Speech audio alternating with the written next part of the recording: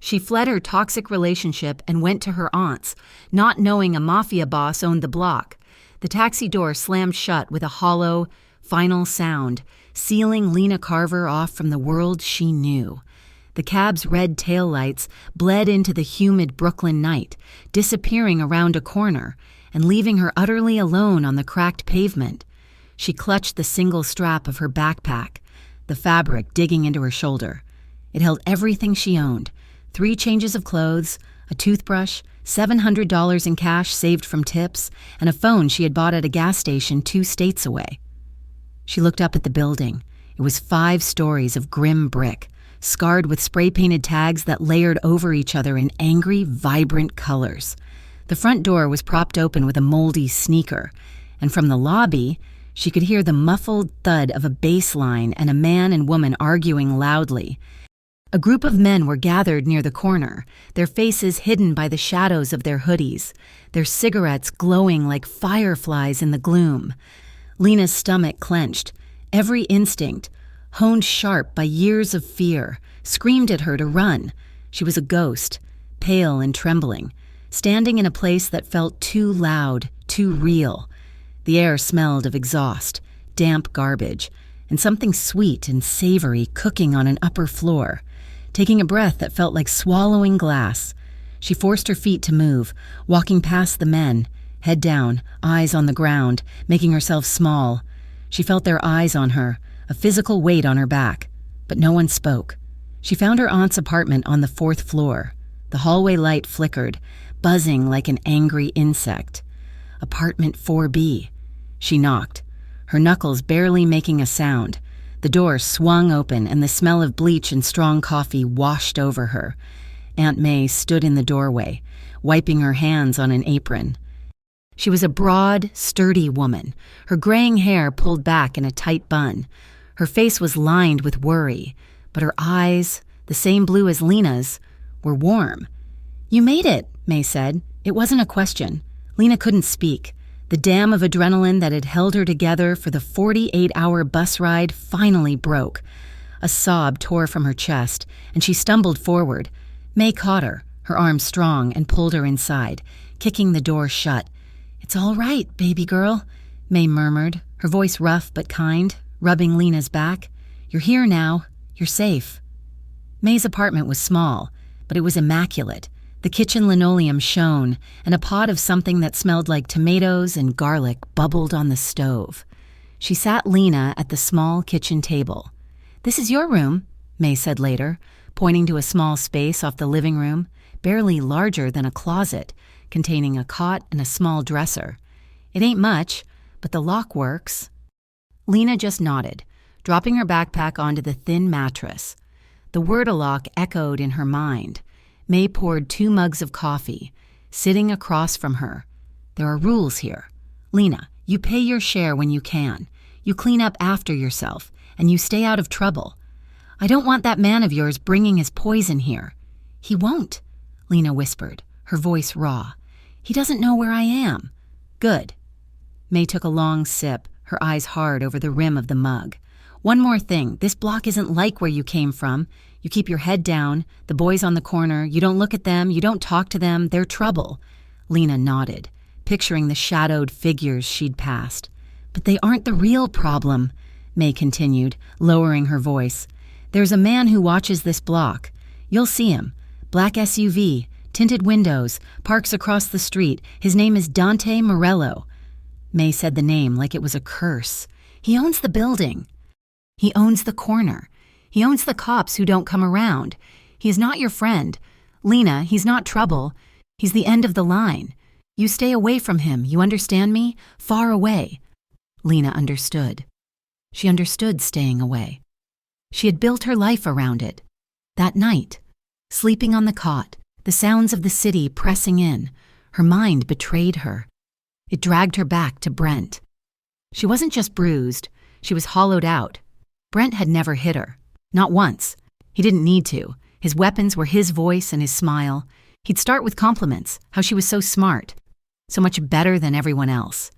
And then, slowly, he'd chip away. "You're lucky I'm so patient with you.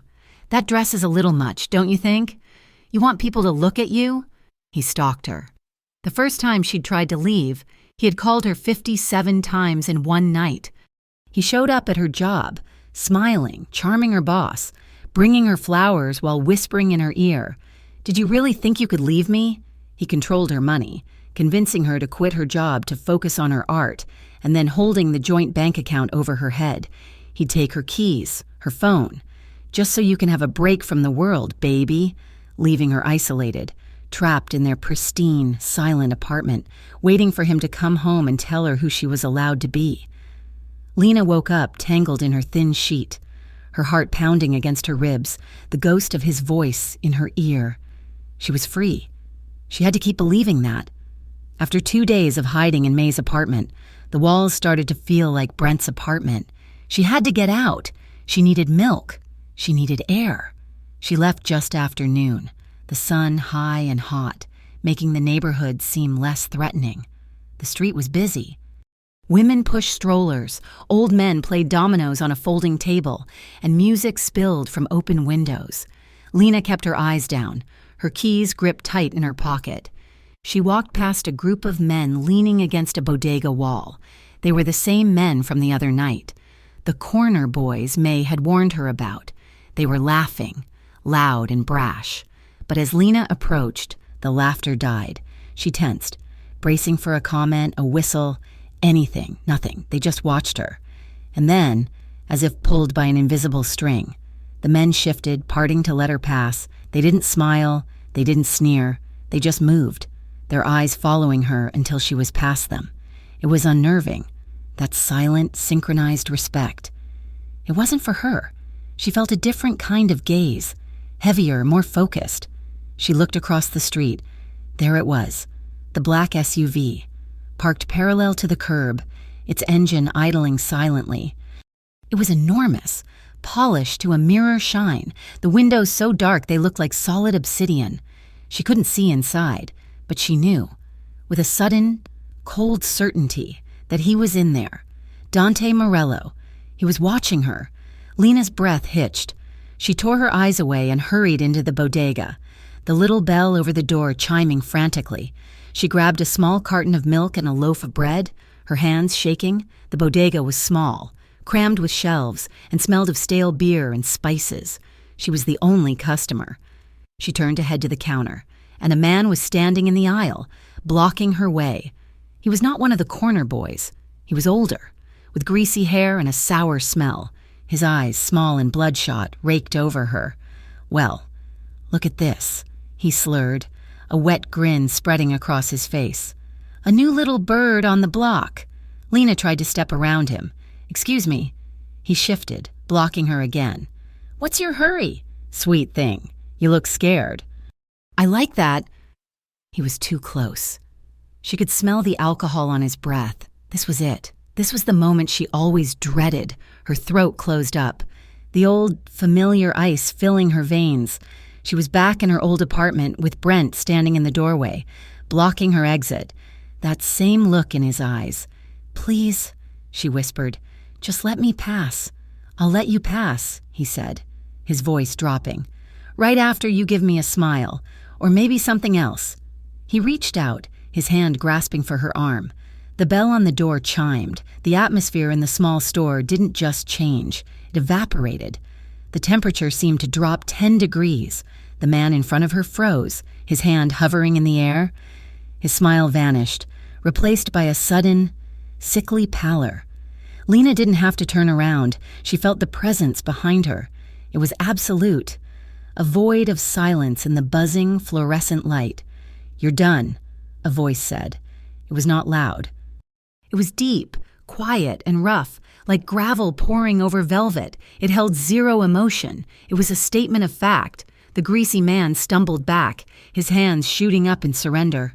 "Hey, Dante, I was just playing. I didn't know she was with you." "She's not," the voice said, closer now, "which makes this worse." Dante Morello moved into Lena's line of sight. He wasn't as large as she'd imagined, but his presence filled the entire store. He wore a simple black t-shirt and dark jeans, but the clothes looked expensive, fitting perfectly across broad shoulders and a lean torso. His skin was olive, His hair thick and black, cut short, but it was his face that held her. He was younger than she'd expected, maybe late 20s, with a strong jaw and a straight nose. His features were beautiful, but they were cold, hard, like they'd been carved from stone. His eyes were the darkest brown she had ever seen, and they were fixed on the other man. "Get out," Dante said. The man scrambled, tripping over his own feet, and fled the store, the bell jangling in his wake. Silence descended. Lena was still pressed against the shelf, the carton of milk crushed in her grip. She was breathing in short, shallow gasps. Dante Morello turned his head. His eyes met hers. His gaze was not kind. It was not warm. It was analytical, intense, and deeply unsettling. He was looking at her like she was a problem he hadn't decided how to solve yet. He took a half step toward her. Lena flinched. A small, involuntary movement, and his eyes narrowed, just slightly. "People like you don't walk around here without protection," he said, his voice still quiet. It wasn't a comfort. It was a judgment. It was the same thing Brent used to say. "The world is a scary place. Lena, you need me to protect you." "Thank you," she managed to say. The words were a wisp of sound. He stared at her for 1 second longer, a long, unblinking assessment. He gave a sharp nod, not to her, but to the anxious man behind the counter, and then he turned and walked out. The bell chimed softly, and he was gone. Lena paid for her items, her hands trembling so badly she dropped the change. She fled back to the apartment, taking the stairs 2 at a time, and slammed the door. Shooting the deadbolt home, May was in the kitchen and she saw Lena's face. "What happened?" Lena told her. "The bodega. The man. Dante." May's face darkened with an anger that surprised Lena. "I told you," she snapped, slamming a pot into the sink. "I told you to stay away from him.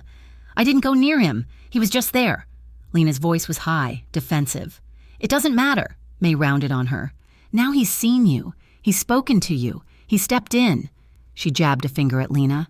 "Don't talk to him. He doesn't do favors for free. Nothing that man does is free. You remember that. You owe him now. And he always collects."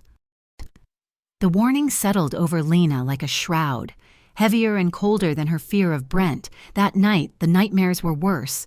She woke up at 3 a.m, convinced Brent was outside the door. She was slick with sweat. The sheets twisted around her legs. She crept to the window, the one that looked down onto the street. She needed to see the empty pavement. The SUV was there, parked in its usual spot, a silent black shark in the orange glow of the streetlights. As she watched, the passenger side window glided down. She couldn't see his face, only the bright red cherry of a cigarette being lit. He was out there, watching. She wondered, with a shiver of a new, different kind of fear, if he was watching her window. If he knew she was awake, if he knew she was terrified, she was still an object to be watched. She had just traded one watcher for another. A few days later, she nearly ran into him, literally. She was heading down the stairs to check the mail, lost in her own anxious thoughts. And as she rounded the landing between the 3rd and 4th floors, she collided hard with a solid chest. She gasped and stumbled back, her hands flying up. It was him.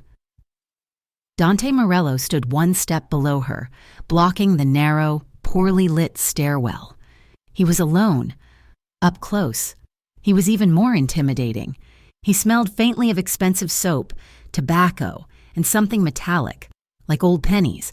He didn't move. He just watched her, his dark eyes unreadable. There was no anger, no surprise, just that still, heavy assessment. Lena's heart was a trapped bird in her throat. "Sorry," she mumbled, trying to press herself flat against the graffiti-covered wall to let him pass. He didn't move. He studied her face, his gaze lingering on the nervous pulse in her throat. The silence stretched, thick and suffocating. He reached into the pocket of his leather jacket and pulled out a pack of cigarettes. He shook one out and held the pack up to her.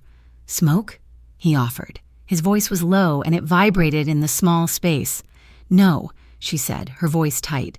"Thank you." She was scared. She was terrified. But as he stood there, she also felt a flicker of something else. He wasn't sneering at her. He wasn't telling her to smile. He was just looking. He was curious. He held her gaze for another second. then slowly nodded, as if she'd answered a question he hadn't asked. He put the pack away, took the single cigarette, and placed it between his lips, unlit. Then he moved, stepping up and around her, giving her a wide berth, and continued up the stairs. She didn't breathe until she heard his footsteps fade on the floor above. That night, she couldn't settle. May was asleep, the apartment quiet except for the distant wail of a siren. Lena went to the window. The SUV was gone. For a moment, she felt a strange, sharp sense of relief. But then she looked down at the building's entrance. He was there. He was sitting on the top step of the front stoop, alone in the dark. He wasn't smoking. He wasn't on his phone. He was just sitting, his forearms resting on his knees, his head slightly bowed. The streetlight cast long shadows across him, making him look less like a man and more like a statue carved from the city's concrete. He wasn't relaxing. He was presiding. He was perfectly still, the undisputed center of the block's chaotic energy. He was a lion sitting in the dark, guarding his territory. Lena stood at her window for a long time, watching him. He was the most dangerous man she had ever met. He was the man her aunt had warned her against. And he was the only reason she had been safe in the bodega.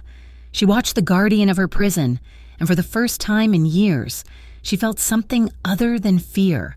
She felt a profound, terrible curiosity. The $700 in her backpack felt thinner every day. Lena's small savings, scraped together from tips Brent hadn't known about, were meant to be a fresh start, but in Brooklyn, they were just a countdown. Rent to May, food, a new phone card. It was dwindling. The four walls of the apartment, which had at first felt like a sanctuary, were beginning to feel like a cage again. She needed a job. She needed a purpose other than hiding. She walked for blocks, avoiding the main avenues, looking for now hiring signs. She found one taped to the window of a small, tired-looking cafe called The Daily Grind. The windows were streaked, but the smell of roasted coffee was rich and real. The manager, Sal, was a weary man with a faded apron and shadows under his eyes. He looked at her lack of references, at the way she flinched when the milk steamer hissed. "I don't have a resume," Lena said, her voice quiet but steady. "I just moved here to be with my aunt, but I'm a fast learner, and I'll work any shift, any of them." Sal sighed, rubbing his forehead. "The 5 a.m. shift is open. It's just you and the baker till 7. Can you handle that?" "Yes," she said, relief making her dizzy. "Thank you." "Yes." He was hesitant. She could see it. He saw the same thing the man in the bodega had seen. A stray, something haunted, but he also saw the desperation. "Be here at 4:45 Monday. Don't be late and don't steal from the register." Her first shift was terrifying. She walked the dark, silent blocks before sunrise, every shadow a threat, every stray piece of garbage tumbling in the wind a pursuer. But she made it. The cafe was an island of light. She learned the espresso machine, scrubbed the counters until they gleamed, and arranged pastries with a focus that bordered on obsessive. Just after 6 a.m., when the sky was a bruised purple, the bell over the door chimed. Dante Morello walked in. The cafe was empty. The baker was in the back. It was just him and her. Lena's hand froze on the portafilter. He didn't seem surprised to see her. He moved with a complete, predatory silence, his presence sucking all the air out of the small room. He wore a dark gray suit today, tailored so perfectly it looked more like armor than clothing. He stopped at the counter, his dark eyes scanning her, taking in the cheap apron and the way her hands trembled. "Coffee," he said. His voice was too deep for that early in the morning. "Black." She nodded, her throat too tight to speak. She worked, her movements jerky. She was intensely aware of him watching her.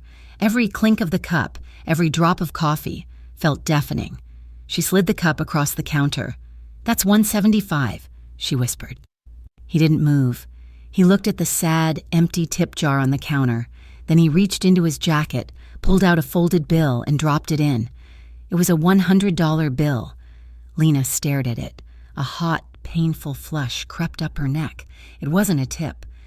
It was a brand. It was a statement. "I own this block. I own this cafe. And I own the girl who works here." It was everything Brent used to do, dressing his control in the costume of generosity. "I can't accept this," she said, her voice shaking. Dante's eyes flicked up to hers. He didn't smile. "I don't care. Keep the change." He picked up his coffee and walked out. The bell chimed, and he was gone. Lena stood there, staring at the money, her newfound independence feeling like a joke. She walked home that afternoon, the $100 bill folded small and heavy in her pocket. A toxic weight. She felt angry, humiliated, and more than anything, deeply confused. She was so lost in her thoughts, replaying the encounter, that she turned down her own street without looking. She didn't see the two men until they were right in front of her. They were not the corner boys. The corner boys looked like soldiers. Watchful and disciplined, these men were different. They were thin, their eyes frantic and glassy, their clothes torn. They smelled of sweat and desperation. "Hey," the taller one said, his voice cracking. He stepped in front of her, blocking her path. The other one moved to her side. "Just give us the bag," the tall one said, his eyes darting around. "And your tips. We know you work at the cafe. Just give it to us, and we walk away." Lena froze. The old, familiar ice flooded her veins, paralyzing her. This was the alley. This was the locked balcony. This was the moment where the world ended. She couldn't breathe. She couldn't move. The second man, impatient, reached out and grabbed her arm. "Did you hear him? Give us the—" "Wrong block." The voice was cold, bored, and it came from behind her. The man holding her arm dropped it like it was on fire. Both men spun around. Two of Dante's men were standing there. The ones Lena always saw in the corner. One was young, with sharp eyes. The other was built like a refrigerator. They hadn't run. They hadn't made a sound. They were just there. They hadn't drawn weapons. They didn't need to. Their presence was enough. The young one. Rico tilted his head. "You lost?" The two junkies scrambled backward, their hands up. "We didn't know," the tall one stammered. "We didn't know she was... We're going..." They turned and ran, disappearing into the alley they'd come from. Lena stood there, shaking so hard she thought her knees would buckle. Rico looked at her, his expression unreadable. "Boss said to keep an eye," he said, his voice flat. "You should walk faster." He and the other man turned and walked back to their corner, as if nothing had happened. Lena's paralysis shattered, replaced by a scalding, white-hot rage. Boss said to keep an eye. She wasn't free. She wasn't safe. She was a pet on a leash, and she hadn't even known it. This wasn't protection. This was just a different kind of owner. She didn't go home. She couldn't face May. She walked to the small, gritty park at the end of the block and sat on a bench, her anger simmering, cooling into a hard, cold resolve. She waited. She waited for hours, until the sun began to dip, until she knew he would be at the cafe. She stormed back into the daily grind. Sal was gone. The evening shift was on. She ignored them and marched to the back booth. He was there, just as she'd known he would be.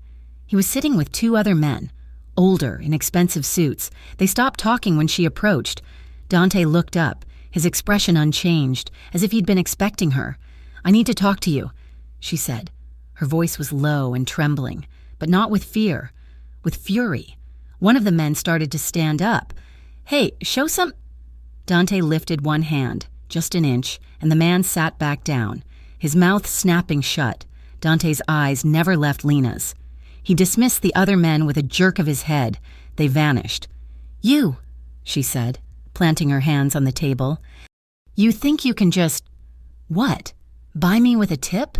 Send your guards to follow me? Who do you think you are?" He leaned back in the booth, sipping his espresso. He watched her, letting her burn.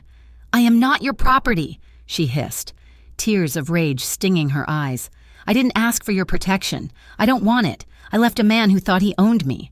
I will not trade him for another. Do you understand me? Call them off." She was breathing hard, her whole body shaking. He placed his cup down with a soft click. The silence in the cafe was total. "I didn't ask," he said calmly, his voice a low rumble. "And they're not guards. They're watching the block. You're on the block. Call them off," she repeated. "No." The word was flat, final. "Why?" she demanded. Because you saved me in a bodega? Because you left that money? Because, he said, leaning forward just slightly, his eyes holding hers. If I didn't, someone else would. He didn't raise his voice. He didn't need to, and he was simply stating the laws of his universe. Those two today, they were junkies, amateurs. They would have hurt you for $20. They saw you. You walk around with your head down. You look like a victim. You smell like fear. And out here, that's blood in the water. The men I have on that corner are not the sharks. Lena, they're the cage. Whether you're in it or not is your choice. But the sharks are still out there. She stared at him, the fight draining out of her, replaced by a cold, confusing despair. He wasn't wrong, he was just right. And that was worse.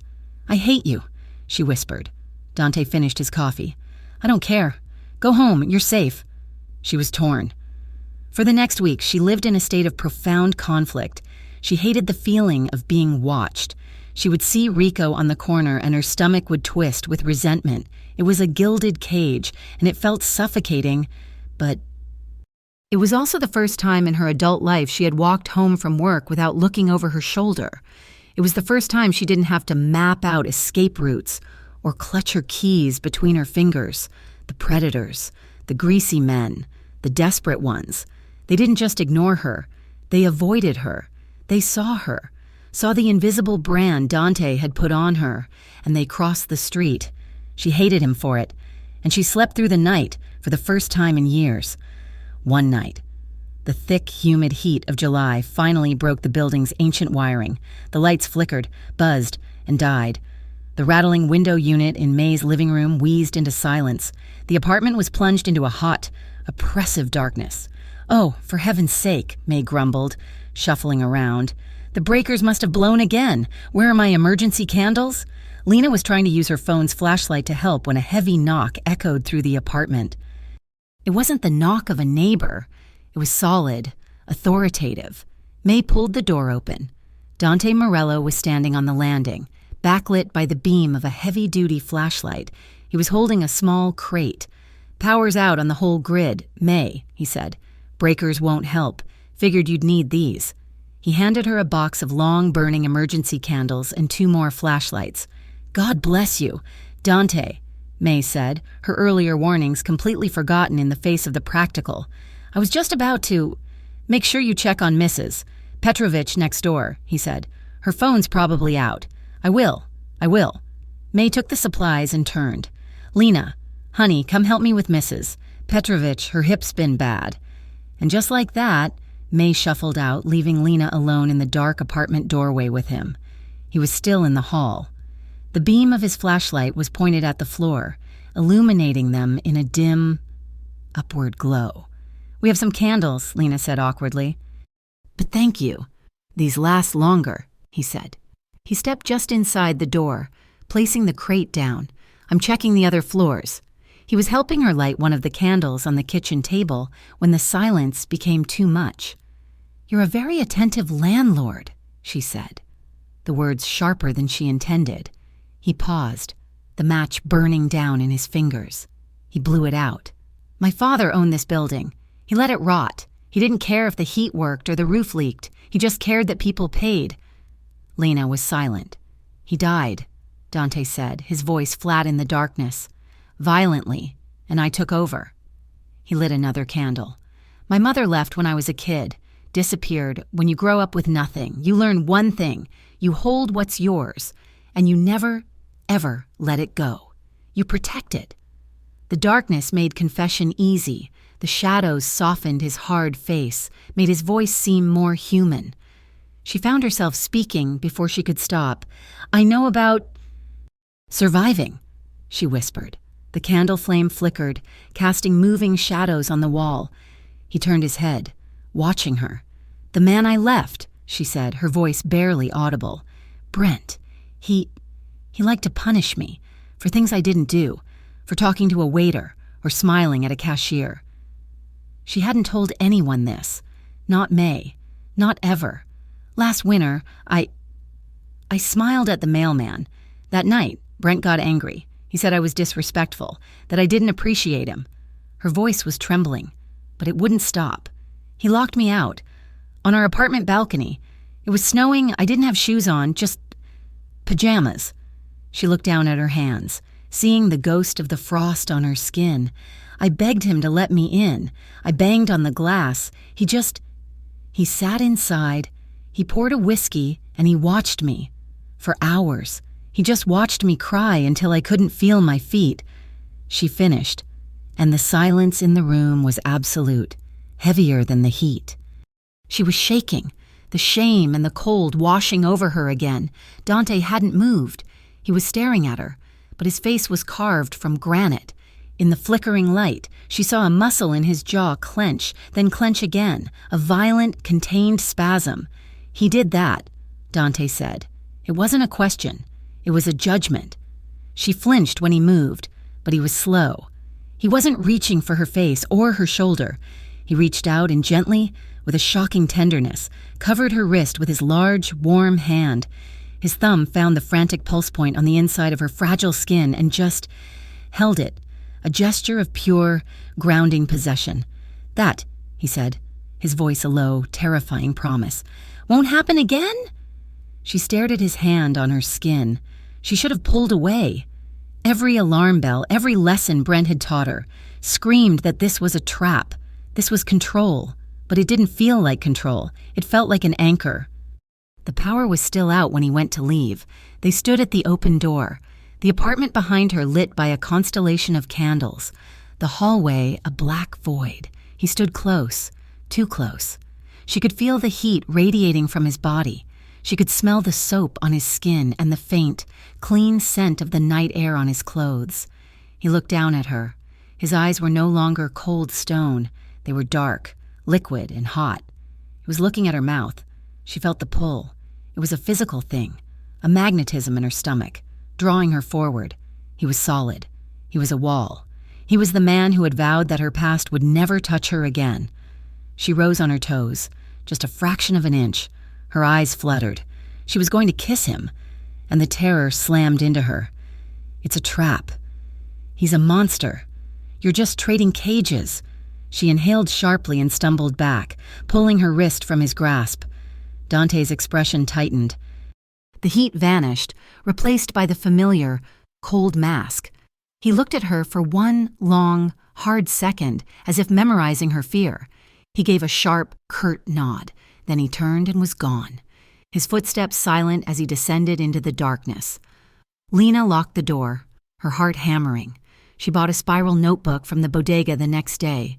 She started to write. She didn't write about Brent. She wrote about Dante. He doesn't look at me with pity. Brent always looked at me with pity, right before he got angry, like I was a broken thing only he could fix. Dante. He looks at me like he's counting every piece, like he sees all the cracks and the broken parts and he's not afraid of them. He's not trying to fix them. He's just looking. He just sees me. A week passed, then two. The fear began to recede, replaced by a tentative, fragile new feeling. She woke up one morning and the gray, oppressive fog in her mind felt thinner. She found an old, half-used tube of tinted lip gloss in the bottom of her backpack. She hesitated, then put it on. She started pulling her hair back from her face. At work, she made eye contact with a customer. She smiled, a real, small smile. Dante still came in every morning. He still ordered a black coffee. He still left a folded bill in the tip jar, though now it was usually a 20, not 100. He saw the lip gloss. He saw the smile. He never said a word, but his men noticed. The corner boys, who used to just watch her with flat, dutiful eyes, now nodded when she passed, a brief, almost imperceptible sign of respect. They weren't just watching a victim anymore. They were watching someone who talked to the boss in the dark, someone who was changing. The phone in May's kitchen rang, a shrill, old-fashioned sound that made Lena jump. May wiped her hands on her apron and answered, her voice its usual gruff, "Yeah?" Lena went back to wiping down the counters, half listening. She heard May's voice change. It didn't get louder, it got lower, tighter. "Who is this?" May demanded. A pause. "No, she ain't here." And if I knew where she was, I wouldn't tell you." Lena's hands froze on the counter. The cloth was suddenly damp and cold. She knew. She knew that tone. It was the tone May used when talking about things that were broken, things that were dangerous. "Don't you call this number again," May said, her voice dropping to a near whisper of pure steel. "You hear me? There's nothing for you here. You stay away. You stay clear away from this family." May slammed the ancient receiver back into its cradle so hard the plastic cracked. She stood with her back to Lena, her hands gripping the edge of the counter, her knuckles white. "Who was that?" Lena asked, though her heart was already a cold, sick stone in her stomach. "Wrong number," May said, her voice too quick, too bright. "Just some salesman, don't you worry about it." But May didn't turn around. And later that night, Lena saw her aunt standing at the window, staring down at the street, a look of profound, terrified worry on her face. May didn't tell her, but she didn't have to. The call was a crack in the ice, a sign that the monster she had run from was still hunting, still sniffing the air for her. Brent was looking. A few days later, the block's quiet tension changed. It grew brittle, sharp. The corner boys, who usually leaned and smoked, were now standing. They watched the cars that passed, not with casual interest, but with focused, predatory intent. Lena felt it on her way to the cafe, a static charge in the air. Dante was at the center of it. She saw him from her window, standing on the opposite curb in the harsh afternoon sun, a low, purple car, all gleaming chrome and dark windows, had pulled up. It didn't belong. 3 men got out. They were new, dressed in loud colors, their confidence arrogant and misplaced. They were trying to move in, trying to sell small, brightly colored bags of poison on his corners. Dante met them alone, and he didn't raise his voice. Lena was too far away to hear, but she could read the body language. The new men were posturing, gesturing wildly. Dante was perfectly still. He spoke, and one of the men laughed. Dante took 1 step forward. He didn't push. He didn't shove. He just moved into the man's space, his presence so absolute, so cold, that the laughter died in the man's throat. Dante spoke again, his head tilted, his eyes invisible behind dark glasses. One by one, the men got back in their car. Their movements were no longer arrogant. They were jerky, fast, scared. The purple car peeled out, its tires screaming in protest. Dante stood on the curb for a long time after they were gone, a silent message to anyone else who might be watching. The block was his. He had said so. That night, Lena was jolted from a shallow sleep by a sound that cut through the city's drone. It wasn't a firework. It was a sharp, flat crack, followed by another, and then a third. Gunshots. Her heart hammered against her ribs. She scrambled from the cot, her breath caught in her throat, and ran to the window. The street below was empty, bathed in the sick orange of the streetlights. For a moment, she thought she'd dreamed it. Then she saw him. He emerged from the alley across the street, not running, but walking with a stiff, labored gait. It was Dante. He stopped under a streetlight, his back to her, and leaned a hand against the brick wall. He was breathing heavily, his head bowed. As she watched, he looked down at his left side, then slowly brought his hand up to his shoulder. His shirt was dark, but the streetlight caught the slick, wet gleam of something darker. He was bleeding. He pushed off the wall and started walking, not to his SUV, but to the front door of her building. She didn't think. She didn't weigh the consequences or remember May's warnings. She just moved. She grabbed the first aid kit May kept under the sink and was in the hallway before he had even reached the 4th-floor landing. The apartment door was open. He saw her as he reached the top step. He froze, his face pale and slick with sweat, his jaw set in a rigid line. His eyes were black holes, wide with shock and adrenaline. He looked at her, then at the first aid kit in her hand, and a complex, unreadable emotion passed over his features. "Go back inside, Lena," he said, his voice a low rasp. "You're bleeding," she stated, her own voice sounding thin and distant. "I'm fine." He tried to brush past her, heading for his own apartment, but his left side scraped the wall, and a sharp, involuntary hiss of pain escaped him. "You are not," she said. This, she knew. She knew the look of a man trying to hide a wound, trying to pretend the pain wasn't real. Brent had done it with his ego. Dante was doing it with his body. She grabbed his right arm, his good arm, and tugged him. In the kitchen. Now. He was so much stronger than her. He could have thrown her off with a flick of his wrist, but he was wounded, and he was surprised. And for the first time, he did what she said. He sat heavily in the chair at May's small kitchen table, the one she'd sat at her first night. The overhead light was harsh, exposing the shallow cuts on his face in the dark, spreading stain on his black t-shirt, high on his left arm, near the shoulder. "Take it off," she said. His eyes met hers. The cold command in her voice seemed to steady him. He didn't argue. He hooked his right thumb in the collar of his shirt and, with a pained grunt, pulled it over his head, baring his torso. Lena's breath hitched. She had seen that he was in shape, but the reality of it was staggering. His chest and shoulders were a map of corded muscle. His skin taut and olive, a spidery web of old scars, pale against his skin, decorated his ribs, and then there was the new wound. It was a graze. The bullet had torn a bloody furrow through the thick muscle of his shoulder. It was deep, ragged, and bleeding sluggishly. It's just a graze," she whispered, more to herself than to him. "It didn't hit anything." "I know," he said, his voice tight. She opened the kit. Her hands were shaking, but her mind was surprisingly clear. "This is going to hurt," she said. "Get on with it." She poured antiseptic onto a clean cloth. He watched her. His stillness was absolute, but she could feel the heat rolling off his skin. The kitchen, which had always felt small, now felt suffocatingly tiny. It was just the two of them, the smell of antiseptic and the low, pained rhythm of his breathing. She pressed the cloth to the wound. He inhaled sharply, his whole body tensing as if struck by lightning. A low, guttural sound tore from his throat, but he didn't move. He didn't pull away. His right hand gripped the edge of the table, his knuckles turning white. "Sorry," she whispered. "Don't be." He ground out. She worked in silence, cleaning the blood, her touch as gentle as she could make it. She was so close she could see the pulse beating in his throat, smell the metallic tang of his blood and the faint, familiar scent of his soap. His skin was burning. She'd never been this close to him, never touched him with such purpose. It was an intimacy that was almost unbearable, charged with a tension so thick it was hard to breathe.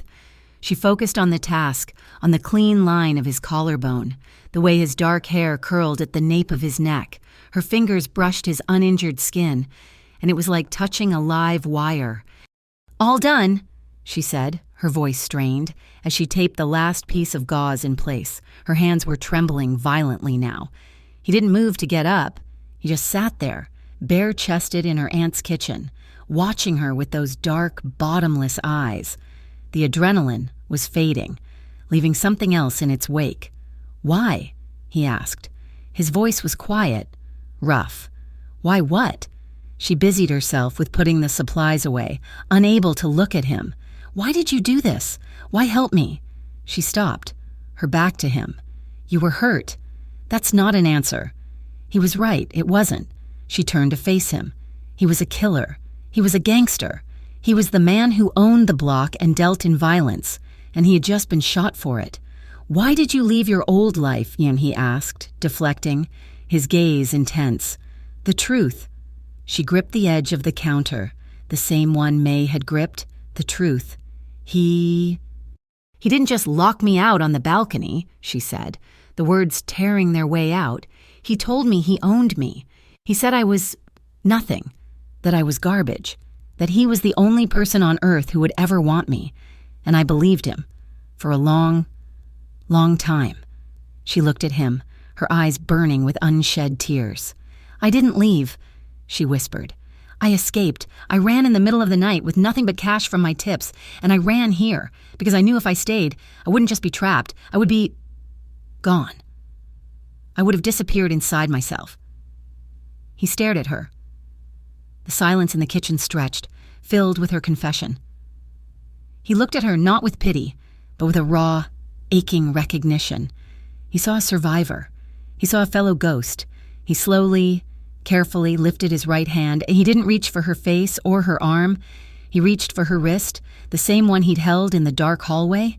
He captured it, his grip firm but gentle. His thumb stroked the fragile skin, right over her pulse. He leaned forward, his eyes never leaving hers, and he lowered his mouth. He softly, reverently, kissed her wrist. It was not a kiss of passion. It was a kiss of allegiance. It was a brand, a promise. It was the same gesture Brent had used to trap her, but from Dante, it felt like the opposite. It felt like he was anchoring her to the world. Lena's breath stopped. Her knees felt weak. She didn't pull away. She didn't move. She just let him hold her, her heart hammering a wild, terrified, exhilarating rhythm against her ribs. He let her go, his gaze dark and heavy, and then he stood, wincing as the new bandage pulled. He picked up his ruined shirt and walked to the door. "Lock this," he said, without looking back, and he was gone. Lena locked the door. She leaned her forehead against the cool wood, her entire body shaking. She couldn't sleep. The cot felt too small, the air too hot. The image of him, the feel of his lips on her skin, was burned into her mind. At 2 a.m, she gave up. She needed air. She crept to the living room window and quietly unlatched it, pushing it open. She climbed out onto the narrow, rattling fire escape. The city air was thick and humid, smelling of hot pavement and exhaust. She leaned against the iron railing, letting the breeze cool her face. A wisp of smoke drifted up from below. She looked down. He was on the landing directly beneath hers, 1 floor down. He was leaning against the railing, his back to the building, wearing a fresh shirt. He was smoking a cigarette, the red ember glowing in the dark. He was guarding his territory, even wounded.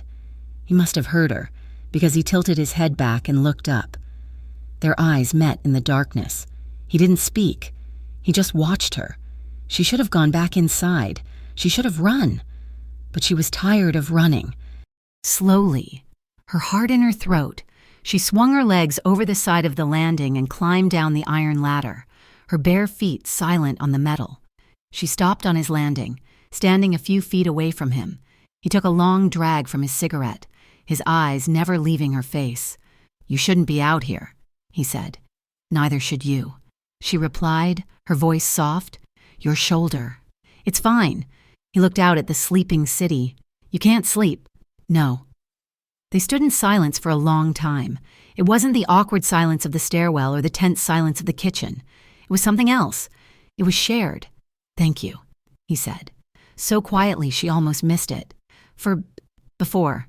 She just nodded. He took one last pull from the cigarette and flicked it over the railing, a red arc that disappeared into the blackness below. He turned to face her. "You're a problem, Lena," he whispered. He wasn't angry. He was just stating a fact. "You don't belong here. You're clean. And this place," he gestured to the block, to himself. I'm not clean," she said, her voice shaking. "You saw, I'm a mess. I'm just as broken as this building." "No," he said, taking a step closer. He was so close now. She could feel the heat of him again. "You're not broken. You're just bent. He searched for the word. "You're real." He lifted his hand, the one that had held her wrist, and hesitated. He didn't touch her. He just hovered, his fingers inches from her face. "You look at me. And you're not scared, not in the right way." "You scare me," she breathed. "You terrify me." "Good," he rasped. He was closer now. His other hand came to rest on the railing next to her, trapping her. "But you're still here." "I'm still here." He looked at her mouth. She looked at his. The air crackled, the tension from the kitchen returning. But this time it was different. It wasn't about pain and fear. It was about this. He leaned in, slowly, giving her every chance to bolt. She watched him come, her heart pounding, a deafening drum. "This is a mistake. This is dangerous. He is dangerous." And then his lips touched hers. It was slow, it was uncertain, it was hesitant and soft. It wasn't a kiss of conquest, it was a question. His lips were firm, warm, and they tasted faintly of tobacco and something uniquely him. He didn't push. He didn't demand. He just held. He waited. Her fear battled with a desperate, aching need to be touched, to be anchored. She let out a small, trembling sigh, and her hands, of their own accord, came up to rest on his chest. She could feel his heart hammering against her palm, matching her own. She kissed him back. It was just as uncertain, a soft press of her lips against his, but it was real. It was the first real choice, the first real touch she had made in years. He deepened it then, just slightly, his lips moving over hers, a gentle exploration. His hand finally moved, his fingers brushing her jaw, his touch rough but incredibly tender. And then, just as it was starting, he pulled away. He rested his forehead against hers, his breathing ragged. His eyes were closed. "Go inside, Lena," he whispered, his voice thick. "Go back to bed, now." She didn't argue. She turned and fled up the ladder, not looking back. She locked the window, her lips tingling, her entire body alive. The next day, Dante was gone. His SUV wasn't in its usual spot. He didn't come to the cafe for his morning coffee. The block felt empty, and Lena's newfound bravery felt like a phantom.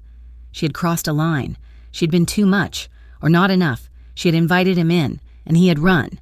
The old, familiar script of rejection, the one Brent had written, played in her head. She'd made a mistake. The corner boys were still there, but they were different. They were tense.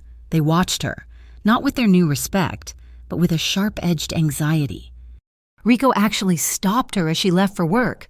"You be careful today," he said, his eyes scanning the street. "Walk fast. Don't stop." "Why? What's wrong?" "Just be careful." The tension was a knot in her stomach all morning. The cafe felt wrong, too bright, too exposed. She was wiping down the espresso machine, her mind a million miles away, replaying the kiss, replaying his absence. When the bell over the door chimed, she looked up, her heart leaping, hoping it was him. It was Brent. He stood there, smiling, that same, easy, handsome smile that had charmed her friends, charmed her family. He looked exactly the same. Khaki pants, a pressed blue shirt. He looked like he belonged. He looked like he owned the place. "Lena, baby," he said, his voice a warm, smooth caress that made her blood turn to ice. "My God, I have been looking everywhere for you. You had me so worried." He walked toward the counter. Lena was frozen. She couldn't breathe. This wasn't possible. This was her safe place. He couldn't be here. What are you doing here?" she stammered. "What do you mean, I'm here for you?" he said, his smile widening. But his eyes were cold. They were the eyes she saw in her nightmares. This is quite a place you found. A little dirty, isn't it? Not really you." He glanced around, then back at her. "Go get your things. Lena, we're going home. We can talk about this in the car." "No," she said. The word was a thin thread. His smile flickered. "Just for a second. Don't be difficult. You've had your little adventure. It's over. Come on." "I'm not going with you." He sighed. The picture of a patient, long-suffering partner. He reached into his pocket and pulled out a $20 bill, placing it on the counter. "I'll take a coffee. Black." His eyes held hers. The mimicry was intentional. It was a message. "I know what you've been doing. I see everything." She turned, her hands shaking so badly she could barely grab a cup. She made the coffee, her mind screaming, "He's here, he's here, he's here." She slid it toward him. He didn't pick it up. He pushed it back, and under it was a small, folded piece of paper. A note. His smile was back, bright and terrifying. "It's good to see you, Lena, but this little game is over." He leaned in, his voice dropping to a whisper no one else could hear.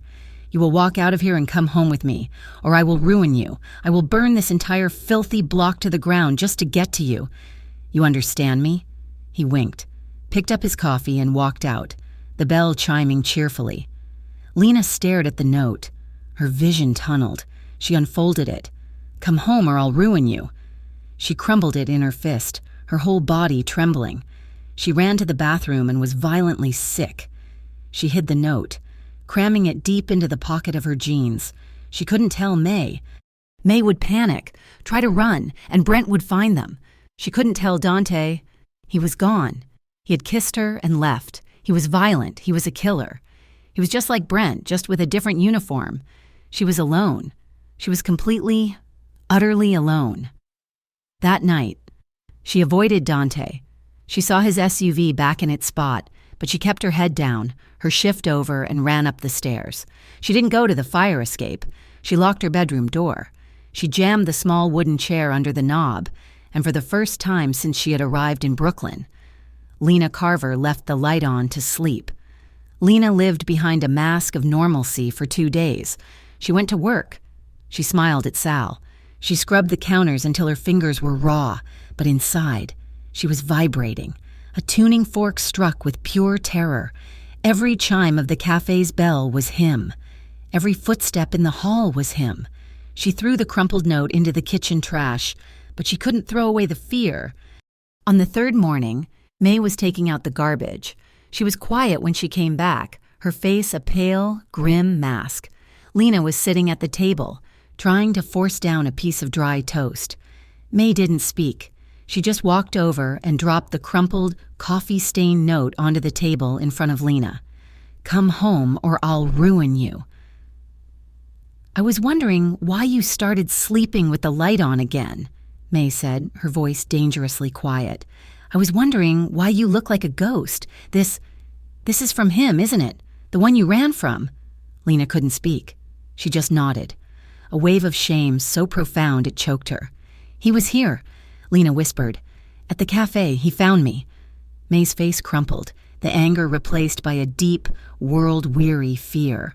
"Oh, Lena, oh, baby girl, why didn't you tell me? We could have gone somewhere." "Where, May?" Lena's voice broke. "Where? He'll always find me. He said he'd burn this whole block down just to get to me." "He won't," May said, but her voice wavered. She picked up the note, her hand trembling. "He won't. There's one person who won't let him." "No," Lena said, her eyes widening in panic. "May, no, don't, you can't." But May was already out the door. Lena ran after her, her bare feet slapping on the linoleum.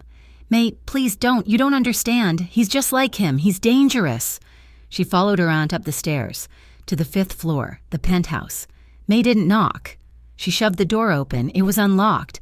Dante's apartment was nothing like she'd imagined. It was not opulent or dark. It was minimalist, almost empty, with huge, clean windows that looked out over the entire city. It was silent. Dante was standing by one of those windows, a phone to his ear, his back to them. He was in the middle of a sentence when he saw their reflection in the glass. "I'll call you back," he said into the phone, his voice flat. He hung up and turned. He was wearing a clean shirt, his shoulder, she noted, moving without stiffness. His face was cold, impassive. He looked at Lena, his eyes lingering on her, and his expression tightened. He had been avoiding her. He had kissed her on the fire escape and then vanished for 2 days. "May," he said, his voice a low warning. "She needs help," May said, shoving past Lena. She was not intimidated. She was a mother hen, furious and terrified. She slammed the crumpled note onto a sleek, empty glass table. He found her, her ex, the one who hurt her. He came to her work. He left this. Dante didn't move for a long second. He looked at May. Then his gaze shifted to Lena, who was standing in the doorway, trembling, hugging herself. Then, slowly, he walked to the table and picked up the note. He read it. Lena watched his face. For a moment, there was nothing, just the cold, controlled mask. Then, something new, something she hadn't seen before. It wasn't the contained anger he'd shown the men in the purple car. It wasn't the pain tension from when she'd cleaned his wound. It was a rage so pure and so cold it was almost white. It was an absolute, terrifying stillness that was more violent than any explosion. He didn't raise his voice. He didn't move. But the temperature in the room dropped 20 degrees. He crushed the note in his fist. "Where is he?" His voice was barely a whisper, a sound of compressed gravel and glass. We don't know, May said, taking a step back, finally sensing the thing she had unleashed. I didn't ask you, Dante said, his eyes locked on Lena. Where is he? I don't know, Lena whispered, tears welling. He just showed up. You were going to run, he stated. It wasn't a question. You were going to pack your bag and run again. What else am I supposed to do, she cried. He'll ruin me, he'll ruin everything. He won't touch you, Dante said. He was vibrating with a lethal, controlled energy. He walked past her, grabbing a jacket from the back of a chair. Where are you going? Lena panicked, grabbing his arm, the one she had kissed him with. Dante, no, don't. You don't know him. He's smart. He's charming. He's a dead man. He pulled his arm from her grasp and was gone. May rushed to Lena, wrapping her in her arms. It's okay, baby. He'll handle it. He'll fix this. But Lena knew, with a certainty that chilled her to the bone, that this was not a fix. This was an escalation. She had just traded one monster for another. Dante didn't just walk. He descended. His men, Rico and the others, saw him coming and snapped to attention, their faces pale. The rage was rolling off him in visible waves.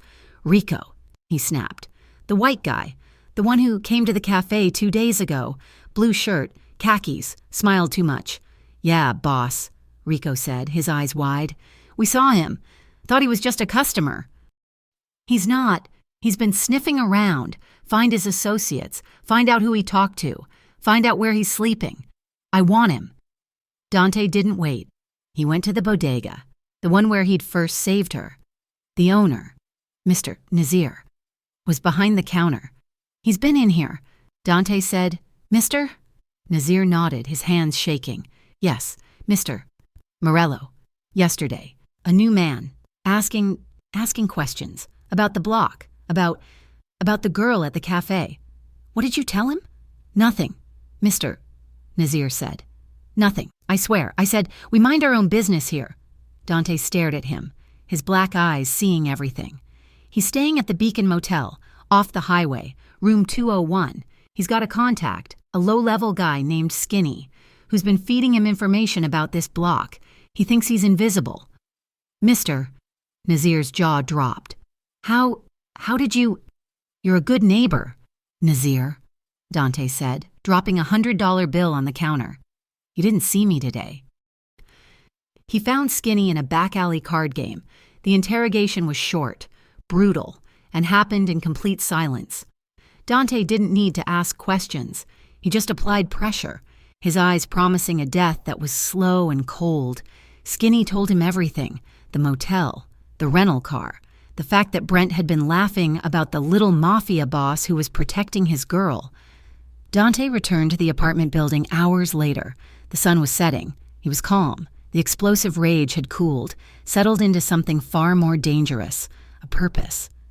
He knocked on May's door. Lena opened it. She'd been crying, her face was pale and puffy. He's at the Beacon Motel, room 201, Dante said, his voice flat. He's planning to come for you tonight, after your shift. Lena's blood ran cold. How do you... It doesn't matter. He stepped into the hall. I'm going to handle it. Handle it? She repeated, her voice rising in hysteria. What does that mean? Are you going to kill him? Dante just looked at her. The silence was her answer. No, she screamed, shoving him. It was like shoving a brick wall. No, you can't. That's not... I don't want that. That makes you him. That makes you a murderer. He put his hands on you, Dante said, his voice low and guttural. He locked you on a balcony. He threatened your life. He threatened my block. He dies. And then what? She shrieked, tears streaming down her face. What happens then? The police come. They ask questions. They'll look at me. I'll be tied to you. I'll be tied to a murder. I will never be free. He grabbed her arms, his grip hard, forcing her to look at him. Why didn't you tell me? He demanded, his voice a raw whisper. The cold fury back. The night on the fire escape. You kissed me. And you had that note in your pocket. You had his poison on you. And you said nothing. Why? Because you scare me. She finally sobbed, the truth tearing out of her. Because you're just like him. You're both the same. You watch me. You control me. You decide who I can talk to. You decide what's safe. You use violence and money and fear to get what you want, kissing you. It was a mistake. I'm just a thing. A broken toy you both want to own." She was hysterical, hitting his chest with her fists, but he didn't even flinch. He just held her, taking the blows. Then his face changed, the rage, the coldness. It cracked. The mask broke. He softened. His grip on her arms gentled. He pulled her against him, not in passion but in a desperate, grounding embrace, his hands moving to her back, holding her as she sobbed. "I am nothing like him," he whispered into her hair, his voice thick with an emotion she had never heard from him. "Lena, look at me." He pulled her back, his large hands cupping her tear-stained face. His dark eyes were no longer cold. They were burning. They were in pain. "I would never hurt you," he said, his voice raw. "Do you understand me? Never. He hurt you. He put his hands on you. That is why he has to go. But I will not. I would never lay a hand on you. Ever." He stroked her cheek with his thumb, wiping away a tear. "But I will kill him if he touches you again," he vowed. "I will kill him if he even looks at you again. That is a promise." She stared at him, her sobs quieting. She was so tired of being afraid. I don't know what to do," she whispered. "You're not safe here," he said, his voice practical again, but the new softness remained. "Not tonight. He knows this building. He knows where you are. You'll stay with me." He didn't wait for an answer. He took her hand, pulled her from May's apartment. May was standing in the kitchen, watching, a silent, pained approval on her face, and led her up the stairs to his. He locked the heavy deadbolt on his door. The sound echoed in the quiet, minimalist space. There were no pictures on the walls, no clutter, just a few pieces of dark, expensive furniture, a wall of books, and the massive windows showing the glittering city lights. It was not a home. It was a fortress. It was a perch. You can take the bed," he said, gesturing to a door. "I'll be in here." Lena shook her head, her hands still trembling. I don't want to be alone." He looked at her, his gaze heavy, understanding. He led her to the bedroom. It was as sparse as the rest of the apartment, a large, low bed with simple white sheets, a single dresser, nothing else. She sat on the edge of the mattress. It felt too big, too empty. He stood in the doorway, watching her. "You can't get in here?" she asked, her voice small. "The elevator needs a key. The stairs have a steel door," he said. "No one gets in here unless I allow it. You are safe." She believed him. She sat there, her body thrumming with leftover adrenaline and terror, and for the first time, she felt quiet. The world outside, Brent, the fear. It was all still there, but it couldn't get through the walls. He didn't leave. He walked over, his footsteps silent on the hardwood floor, and sat on the edge of the bed, a few feet from her. He didn't touch her. He just sat, a solid, breathing presence in the dark. "Thank you," she whispered. He just nodded. They sat in silence for a long time. Lena's breathing slowed. The tremors stopped. She was exhausted, but she was terrified to sleep. I can't," she said, her voice catching. "I'll see him." Dante looked at her. Then he made a decision. He stood up, took off his jacket, and unholstered the gun he'd been wearing at the small of his back. He placed it on the dresser, far from the bed. He kicked off his shoes. Then he lay down on top of the covers, on his back, his hands folded on his chest. He was on the very edge of the large bed, giving her as much space as possible. "I'm not going anywhere," he said, his voice a low rumble in the dark. "Close your eyes." Lena stared at his profile. This violent, terrifying man. He was giving her his protection, not with his gun, but with his presence. Slowly, she lay down, pulling the covers over her. She stayed on her side, facing him, her body coiled tight, but the minutes ticked by, and all she heard was the sound of his steady breathing. He didn't move. He didn't try to touch her. He was just there, gravity, an anchor in the storm. She slept. She woke hours later, in the deep pitch of the pre-dawn. She was cold. She had kicked off the covers. She shifted, and her hand brushed his arm. He was awake. She felt his muscles tense. "It's just me," she whispered. He turned his head on the pillow. In the faint glow of the city lights, she could see his eyes, open and watching her. "You're okay," he said. It wasn't a question. "Yes." She didn't move away. She was so cold, and he was so warm. She scooted closer, just an inch, her fear of Brent finally, blessedly overshadowed by this new, complex need. "Lena," he warned, his voice thick. "Don't," she whispered. "Just don't. I'm so tired of being afraid, and I'm not afraid of you. Not like this." She moved again, her hand finding his chest, right over his heart. It was pounding. A hard, fast rhythm that matched her own. He was not as controlled as he seemed. He let out a long, shuddering breath, then slowly, as if moving against his own will. He turned onto his side, facing her. He lifted his hand, the one that had held her wrist, the one that had cupped her face, and he stroked her hair, his touch impossibly tender. "I told you," he whispered, his voice rough. "You're a problem." "So are you," she breathed. He leaned in, and this time, there was no hesitation. His mouth found hers in the dark. It was not the uncertain, questioning kiss of the fire escape. This was a kiss of raw, desperate need. It was a kiss that said, "You are mine to protect, and I am drowning." It was possessive, but it was not controlling. It was deep, and it was hungry. She met him, her own desperation rising, her hands gripping his shirt, pulling him closer. She was so tired of being broken, of being a victim, and this man. He looked at her like she was a weapon. He pulled back, his forehead resting against hers. "Are you sure?" he whispered. His voice was shaking, the most powerful, dangerous man she had ever met, and he was shaking. She answered by kissing him, her hands moving from his chest to his face, her fingers tangling in his short, thick hair. The night unfolded in a series of slow, reverent, and breathless moments. It was not a frantic, rushed collision. It was a discovery. Every movement was tender, every touch cautious, as if they were both afraid the other would break. His hands were large and rough, but they moved over her body with a painstaking gentleness, as if he were memorizing her. He whispered questions against her skin.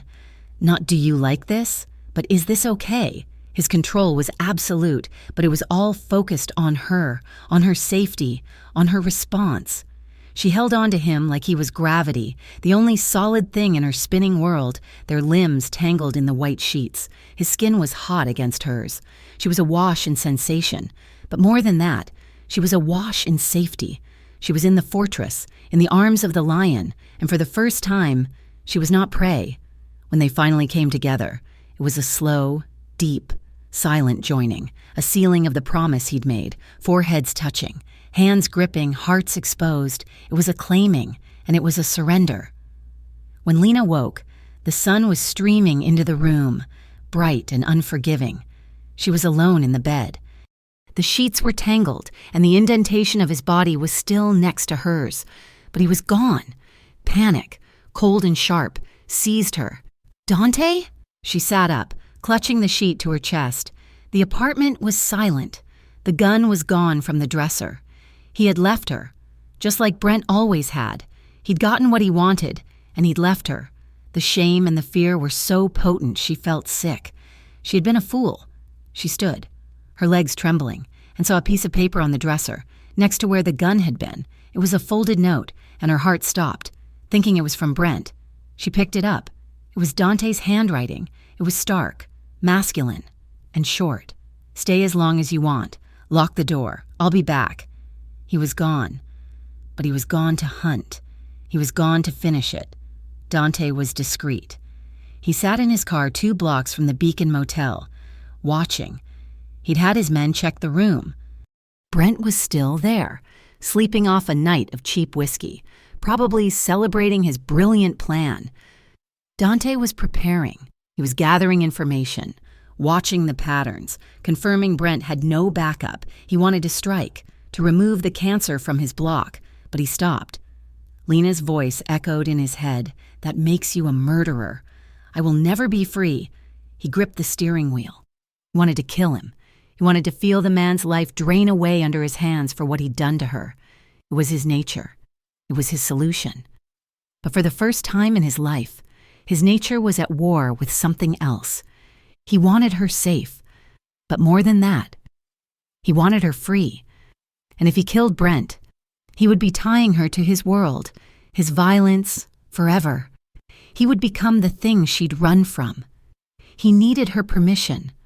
Lena broke down when she got back to May's apartment. She was wrapped in May's old robe, sitting at the kitchen table, just as she had on her first night. I don't know what to do, she sobbed into her hands. I'm so tired of men fighting over me. I'm tired of being the prize, the property. Brent wants to own me. Dante wants to protect me. But it's all the same. It's all about them. I just want to live. I just want to be left alone. May sat across from her, her face etched with a wisdom that only came from a long, hard life. She pushed a mug of hot, sweet coffee toward Lena. No, baby girl, May said, her voice soft but firm. It is not all the same. You're right to be tired, but you're wrong about them. She leaned forward. Brent fights for his pride. He fights because you defied him. He wants to break you. He wants to own you. Dante. He's a dangerous man. I won't lie. He's got a darkness in him I wouldn't wish on anyone, but he's not fighting for his pride. He's fighting for your peace. May reached out and covered Lena's hand. Don't you see? Brent wants you to be scared of him. Dante just wants you to not be scared at all. You have to pick, Lena. You can't be in the middle. You have to pick the one who fights for you, not over you. Lena looked up, May's words settling in her heart. Fighting for your peace. She knew what she had to do. She found him on the roof. He wasn't in his car. He was sitting on the ledge of the building, his legs dangling over the 5-story drop, looking out at the city as the sun set. She walked up to him, her footsteps quiet. He didn't turn, but she knew he heard her. He's still there, she said. Yes. She stood behind him. You didn't do it. No. Why? She whispered. He finally turned, looking at her over his shoulder. His face was torn. She saw the war inside him. Because you asked me not to, he said, his voice raw. Because you said it would trap you, and I won't be his replacement. She walked to the ledge and, before her courage could fail, she sat down next to him, her legs dangling in the open air, right beside his. He looked at her, surprised. She was terrified of heights, but she was more terrified of this half-life. May said, She said you were fighting for my peace. He looked away, back at the skyline. I don't know what I'm fighting for. I just know he can't be here. He can't exist. Not near you. Do it, she said. He froze. He turned his head, his dark eyes searching hers. What? Do what you have to do, Lena said, her voice shaking but her resolve absolute. She was done running. She was done being the victim. She was choosing. Handle him, end this, I don't care how. But you have to promise me something. Anything. Promise me that after tonight, I will never, ever have to look over my shoulder again. Promise me I'll be free. Dante stared at her, the setting sun catching the fire in her eyes. He saw her, really saw her. She wasn't a victim. She was a survivor, and she was giving him the knife. He slowly nodded. You have my word. You'll never see him again. You'll never have to look back. Dante did not kill him. Killing was messy, and it would have fulfilled Lena's fear. It would have tied her to a murder. Humiliation, he knew, was a more permanent, colder death. He arranged the meeting through a proxy, a message sent to Brent's motel room that promised a solution to his Dante Morello problem. Brent, arrogant and believing his own threats, walked right into the trap. The garage was in Red Hook, abandoned, smelling of rust, cold concrete, and the oily water of the nearby bay. Brent walked in, his footsteps echoing, expecting a negotiation. He found Dante and Rico and 2 others, standing like shadows against the far wall. This is a mistake, Brent said, his voice starting to shake, his charming smile faltering.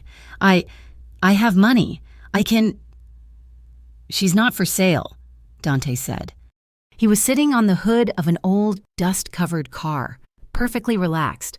He slid off, his movements slow. "Look, I don't want any trouble," Brent stammered, backing away. She's just an emotional girl. She's confused. I'll take her, and we'll be gone. You'll never see us again." Dante stopped a few feet from him. "You locked her on a balcony, in the snow, barefoot."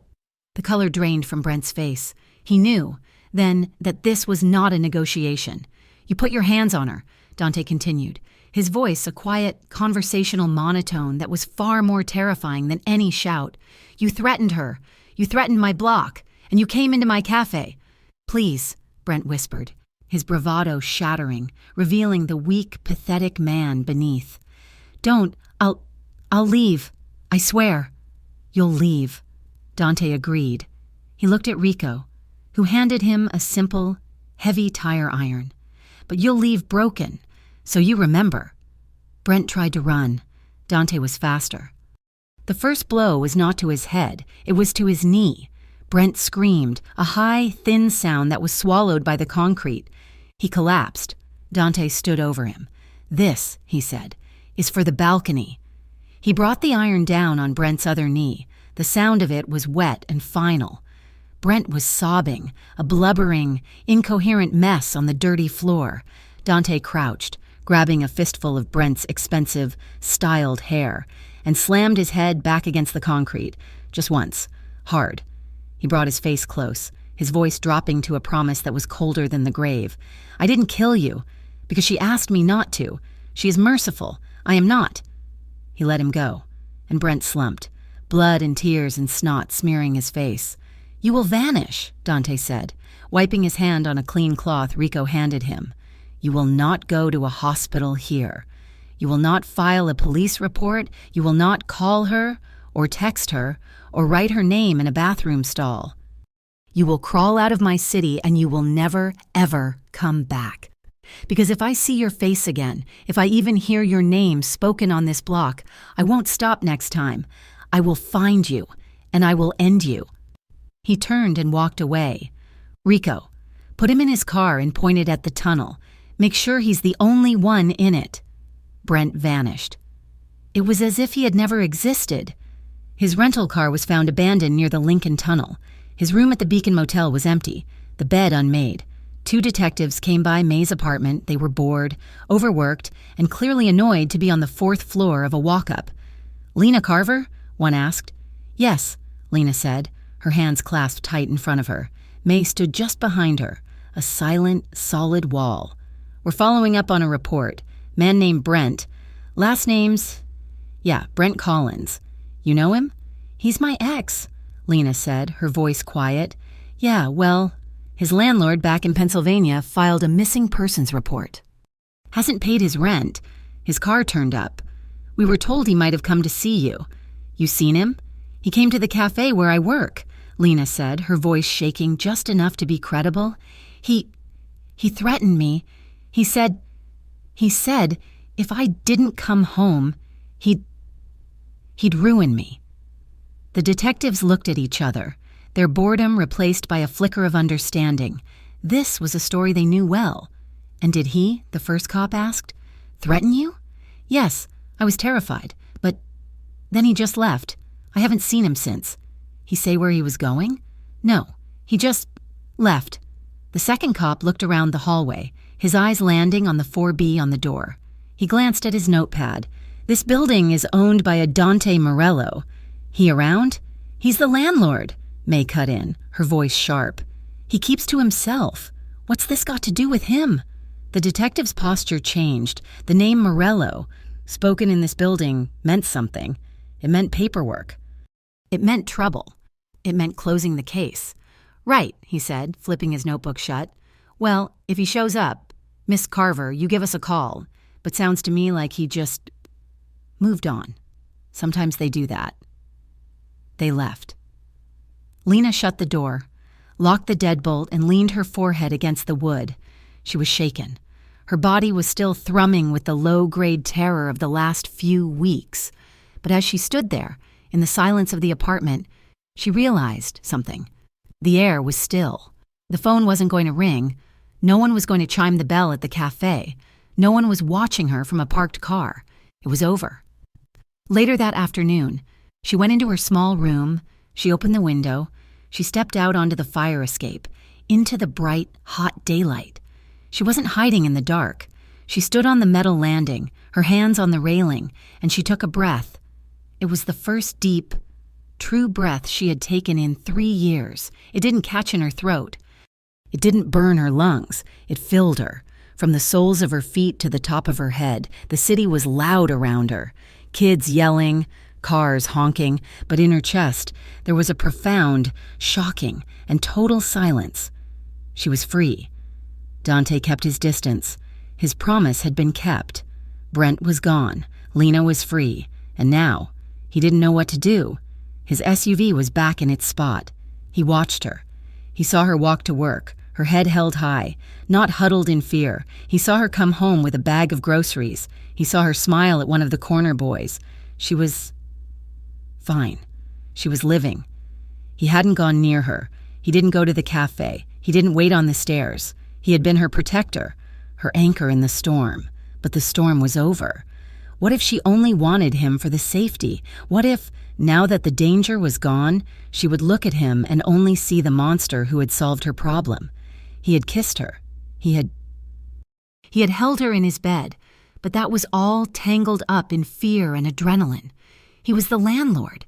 He was the darkness. She was Lena. She deserved the light. He had vowed to give her peace. Maybe that peace meant an absence of him. The thought left a cold, hollow ache in his chest that no bullet graze had ever matched. Lena waited 3 days. 3 days of freedom, 3 days of breathing, and 3 days of an agonizing, crushing silence. Dante was gone. He was across the street in his dark car, watching, but he was gone. She had her peace, and it was empty. She'd run from one man who wanted to own her. She'd been terrified of another, but she'd been wrong. Dante hadn't taken her freedom. He had, in his own brutal, violent way, handed it back to her, and he was letting her choose. She made her choice. That evening, she showered. She put on a simple, pale yellow sundress May had helped her buy from a local shop. It was the first new piece of clothing she had bought for herself. She brushed her hair. She put on no makeup. She slipped her bare feet into sandals. She walked out of the apartment past a surprised May and up the stairs. She didn't hesitate. She walked to the penthouse door and knocked, her knuckles firm. He opened it. He was in a simple black t-shirt and jeans, his feet bare. He looked undone. He looked surprised. His dark eyes were guarded, his face unreadable, but she could see the tension in his shoulders. They stared at each other for a long, silent moment. "You promised I'd never have to look over my shoulder again," Lena said, her voice quiet but clear in the hallway.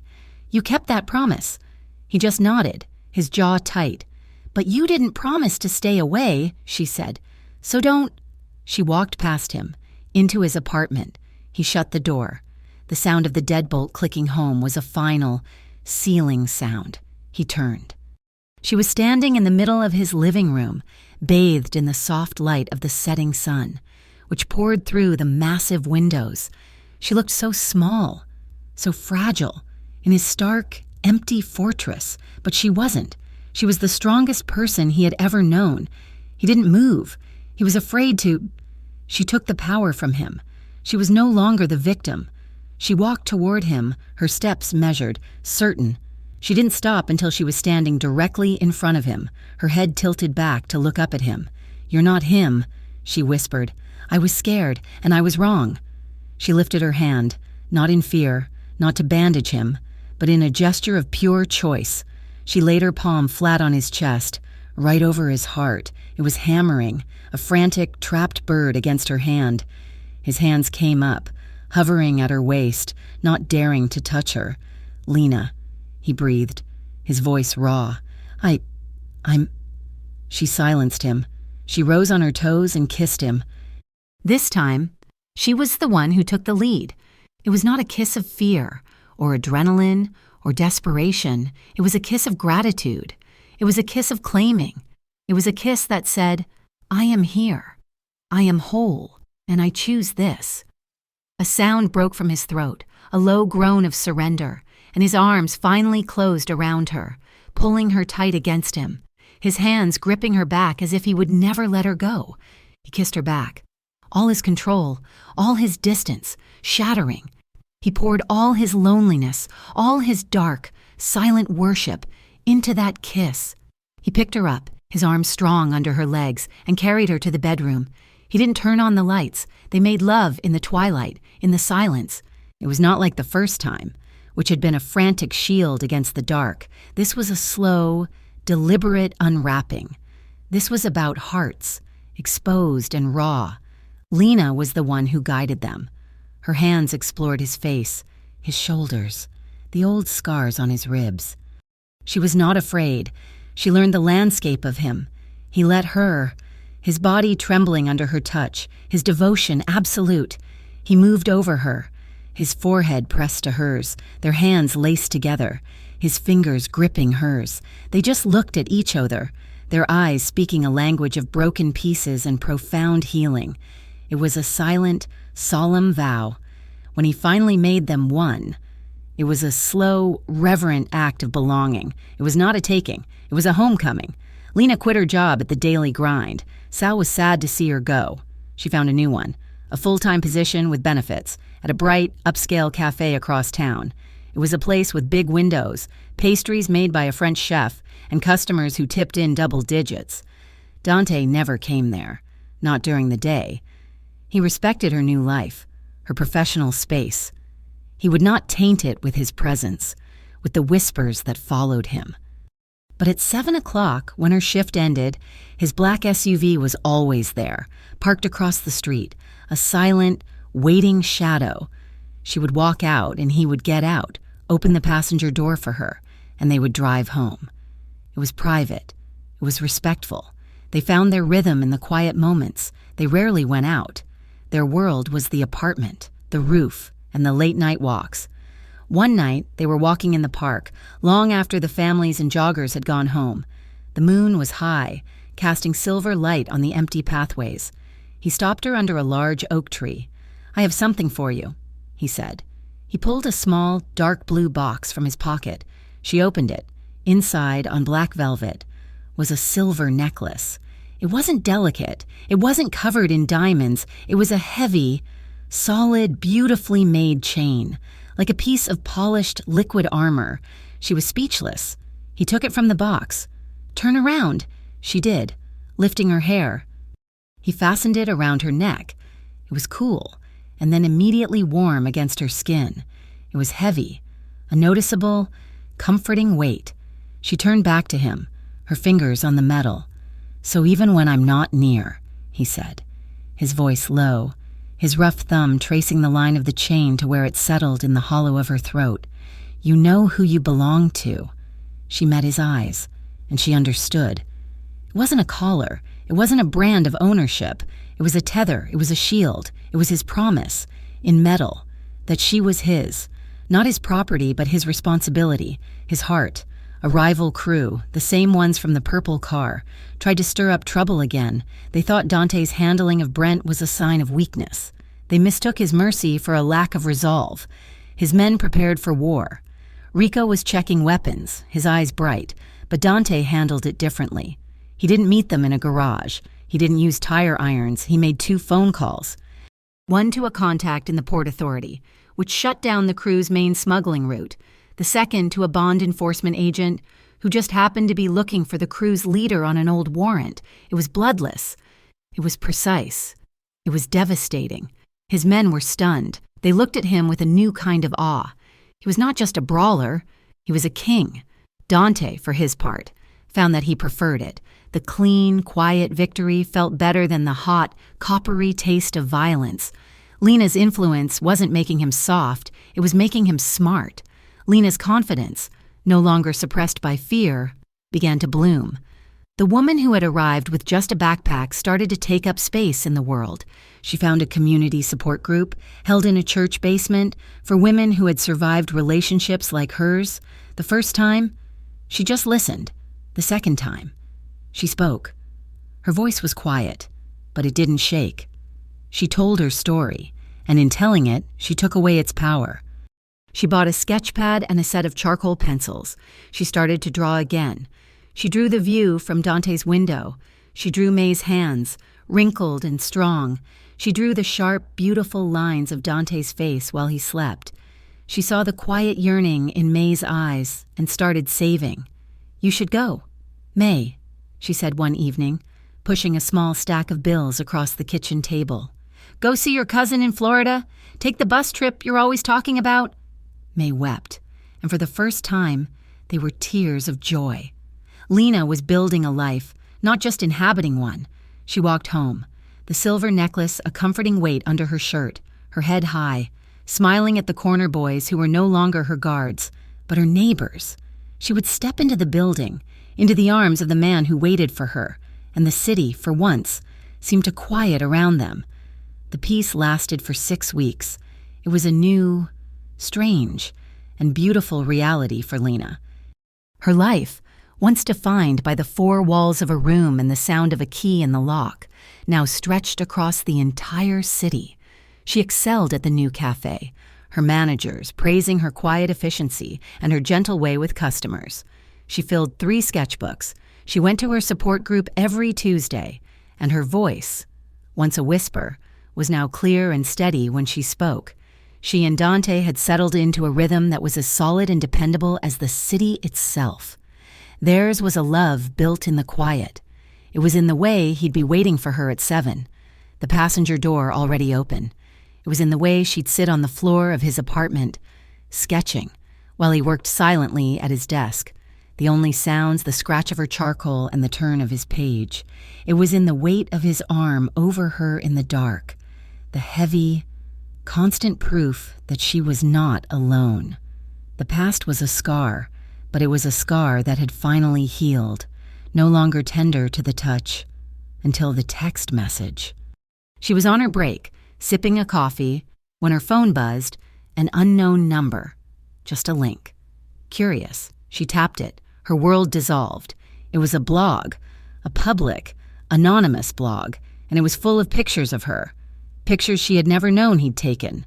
Her asleep, her face slack, her mouth open, her stepping out of the shower, wrapped in a towel, her in old, worn-out underwear, reading a book. They were not pornographic, but they were intimate, private, and deeply, viscerally humiliating. The post was titled, "The Whore of Brooklyn." Below the photos was a text, written by him. It detailed, in laughing, cruel prose, how she was broken, damaged goods, how she'd run away, and how she'd shacked up with a greasy, third-rate wop who thought he owned the block. Her coffee cup slipped from her fingers, shattering on the pavement. She couldn't breathe.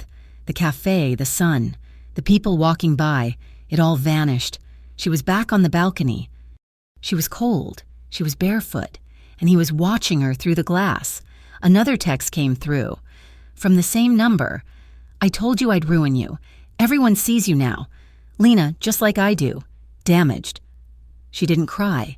She didn't panic. The woman who had run from Brent was gone. The woman who had bandaged Dante remained, a cold, quiet, and profound rage, an anger she had never known she possessed, rose in her. This was not a fight. This was an extermination. She walked out of the cafe, leaving her apron, her bag, everything. She walked the 30 blocks back to the apartment, her mind a sheet of ice. She found Dante on the roof, the one where they had sat before. He was meeting with 2 of his men. He saw her face and his world stopped. He dismissed the men with a single, sharp gesture. "Lena," he said, his voice low, already sensing the disaster. "What's wrong?" She didn't speak. She just handed him the phone. He read the text. He saw the photos. He saw the title of the post. Lena watched his face. She had seen his rage before, the explosive coldness. This was different. This was a stillness that was almost supernatural. He didn't speak. He didn't swear. He just handed the phone back to her, his movements economical, precise. "Go to Maze," he said, his voice terrifyingly calm. "Lock the door. Do not come up here. Do not leave the building." "Dante, go," he commanded. She went. Dante stood on the roof, the city spinning out below him. He felt the bloodlust rise, the familiar, hot, iron taste of it. He wanted to find Brent, not with a tire iron this time, but with his bare hands. He wanted to tear him apart, piece by piece, for this. This was a violation that muscle and bone could not repay. He made a call. "Find him. I don't care where he is. I don't care who he's with. Find the electronic trail. Find the source of this post. I want him." It took his contact, a man who lived in a windowless room and spoke only to computers. Less than 1 hour. "He's in Ohio." The voice on the phone said, "Small town outside Cincinnati, using a burner, but he paid for his motel room with a credit card. He's a fool." Dante hung up. He went to his apartment. He opened a closet. He pulled out a long, black duffel bag. He was packing. He was going to Ohio, and he was going to put Brent in the ground. He was zipping the bag when his apartment door opened. Lena stood there, her face pale, her eyes burning. "You're leaving," she said. "I have to handle this," he said, not looking at her. How? How are you going to handle it? You're going to kill him." "Yes," he said. There was no point in lying. "No." He stopped. He finally looked at her. "He did this to you, Lena. He put you on display for the world. He called you that there is no other solution. This ends tonight." "You're right," she said, her voice shaking but her resolve like steel. "It does end, but not like that." She walked toward him, stepping between him and the bag. "You made me a promise. You stood on this roof and you promised me I would never have to look over my shoulder again. This is me keeping that promise," he bit out, his control cracking. "No," she said, her voice rising. "This is you breaking it. If you go there, if you kill him, you bring his world into mine forever. The police, the questions, they'll come. They'll find a link. They'll find me. I will spend the rest of my life looking over my shoulder. Not for him, but for you, for what you did, for the world you live in." He stared at her, the terrible truth of her words slamming into him. He was trapped. His very nature, his instinct to protect by destroying, was the one thing that would ultimately poison her. "What am I supposed to do?" he whispered, his rage collapsing into a raw, helpless frustration. He can't get away with this." Lena put her hands on his chest, right over his heart, her touch grounding him. "I know, but you said it yourself. He's a fool. You're smart. You're better than this. You're better than him. You don't beat him with your fists. You beat him with your head. Find another way, a way that doesn't leave blood, a way that sets me free. Dante, not one that just puts me in a different cage." Dante looked down at her, at the absolute, terrifying trust in her eyes. She was asking him to be a man he had never been. He let out a long, shuddering breath, and then a slow, cold smile touched the corner of his mouth. "You're right," he said. "He's a fool, and fools always leave a trail." He nudged the duffel bag with his foot. "I'm not going after him." "Then what?" "I'm ending this another way. You won't have to look over your shoulder." He picked up his phone. He didn't call Rico. He didn't call his muscle. He called a number with a Washington, D.C. area code. He called a man in a $3,000 suit, a lawyer whose firm Dante's family had kept on retainer for half a century, a man who specialized not in criminal law, but in corporate compliance and fraud. "Mr. Bianchi," Dante said, his voice smooth. "I have a project for you, a man named Brent Collins." "Yes, Collins. He's in Ohio. He seems to have a habit of committing wire fraud. He also has several outstanding harassment complaints against him in 3 different states. Oh, and he's running an online blog dedicated to criminal libel. I want you to find every illegal thing this man has ever done, from unpaid parking tickets to tax evasion, and I want you to give all of it in a neat, tidy package to the U.S. Marshals. I want him buried under the system." Dante listened. "Yes," immediately. "Whatever it costs." He hung up. He looked at Lena. Brent thought he was a manipulator. But men like that, men who control people, they're always sloppy with money. They think they're above the rules. They're not. He's just a common criminal, and he's about to find out what the real law looks like. It took 2 days. Brent Collins was not just a fraud. He was a spectacular fraud. He had embezzled over $60,000 from his previous employer. He had 2 outstanding warrants for aggravated harassment from women he'd dated before Lena. He hadn't paid taxes in 3 years. He was arrested at his motel, not by local cops, but by a team of U.S. Marshals. They didn't care about the blog. They cared about the federal wire fraud charges. The blog disappeared offline 45 minutes later. The trial was a formality. Brent's arrogance dissolved in the face of federal prosecution. His case was a mountain of evidence. The only thing left was sentencing, and for that, the judge wanted to hear from his victims. Lena did not have to go to Ohio. She testified via Zoom, from a sterile conference room in a lawyer's office downtown. Dante was not allowed in. This was her fight. She appeared on the large screen in the courtroom. She saw Brent. He was in an ill-fitting suit, his lawyer beside him. He looked thin, sallow, and pathetic. His magic was gone. "Miss Carver," the prosecutor said, "can you describe your relationship with the defendant?" Lena sat up straight. She wore a simple black blouse, her hair pulled back. The silver necklace was visible at her throat, a hidden piece of armor. She was calm. She was strong. She was powerful. She spoke. Her voice did not waver. She told them about the financial control. She told them about the isolation. She told them about the stalking. She told them about the balcony. She told them about the blog, about the humiliation, about the final, desperate attempt to ruin her life because he could no longer control it. When she finished, the courtroom was silent. The judge turned to her. "Miss Carver, do you have a final statement you wish to make to the defendant?" Lena looked into the camera. She was not looking at the judge. She was looking directly at Brent. He was staring at his hands, unable to meet her gaze. "Look at me," she said. Her voice, amplified, echoed in the courtroom. He flinched, slowly. He raised his head. She stared at him, at the man who had stolen years of her life, the ghost who had haunted her every step. He was just a man, a small, weak, and pathetic man. "You don't own me," she said, her voice clear and cutting. "I am not your property. I am not your damaged goods. I am not your victim. I am free, and I am not scared of you."